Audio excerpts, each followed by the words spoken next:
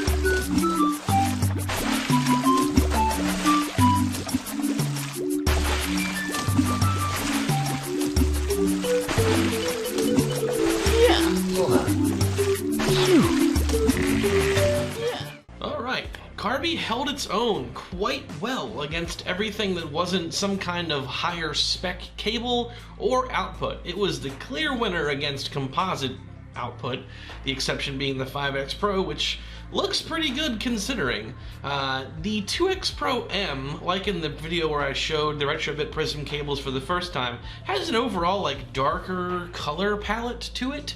It's just darker. I'm not sure what does that. The 2X Pro Standard and the 5X Pro don't have that darker flavor, which that brighter Standard is what the CARBY has in our situation. So the 2X Pro M was like the only one that was very different color-wise. But the CARBY, even when just doing standard line doubling, still very clear and really beats out anything that isn't up to that higher standard of component or progressive scan, obviously. But very nice image quality regardless. I'll let you be the judge of which you like more. I would say that the CARBY's doing a great job so far against everything short of the 5X Pro, which I would hope the 5X Pro is the winner of most of this stuff given the price point alone. Gotta justify that somehow. But now let's switch it up, turn up the quality dial. We're gonna go from interlace to progressive output with the CARBY on the left-hand side against all the same stuff again, and we'll see if CARBY's progressive output can stand up to the new competition running those component cables and other. Let's see how it looks.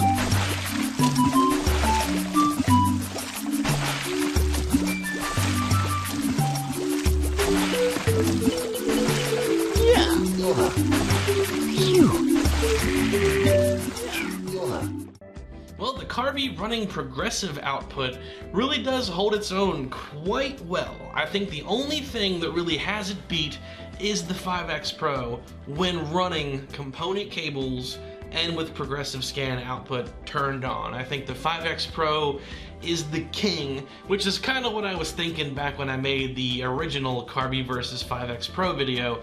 Kind of thought to myself, you know, if I had the component cables out of the GameCube, the 5X Pro is probably going to be like the dream combination, and I think that's still the case.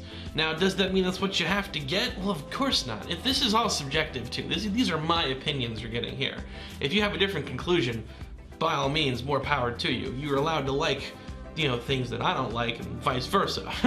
That said, when we look at the prices, if you liked what you saw with CARBY, it's the better deal, because CARBY's retail for like $79, I think, and they'll do an interlaced or progressive output. They only work with the one kind of GameCube though, it's gotta be the DOL001, but for $79, you can definitely increase the quality and get the benefit of HDMI out of your GameCube. When you look at the 5X Pro situation, you're talking a $300 video processing device and then a $60 cable to get what you saw there in those demos from the 5X Pro specifically. So factoring in shipping and taxes, you know, somewhere north of $400 to get that experience, which, yikes. Wow, that's a lot. And the other models kind of fall in between. The 2X Pro is like $130 to $150 depending on where you get it. Again, the $60 cable. The 2X Pro M I don't think is even sold anymore, but it's a similar price category. So those are kind of in the middle. Where it comes down to which device is for you, I'd say depends on your collection. If you owned a GameCube and also maybe a Super Nintendo or something else, some other console, it may make sense to get a RetroTINK product over CARBY. But if GameCube was your only thing, man, CARBY's a great little device at a great price that definitely increases the overall picture quality out of it.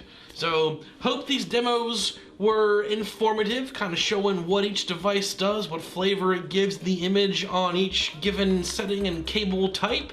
It was a lot of work putting these together, to be honest. It was that was a day right there. That was like a dawn to dusk editing situation.